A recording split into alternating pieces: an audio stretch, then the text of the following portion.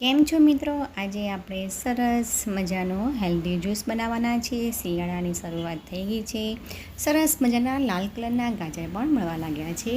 તો ગાજર, બીટ અને અડધું સફરજન એમાં આપણે સહેજ પાણી નાખી અને સરસ મજાનું આપણે ક્રશ કરી લેવાનું છે.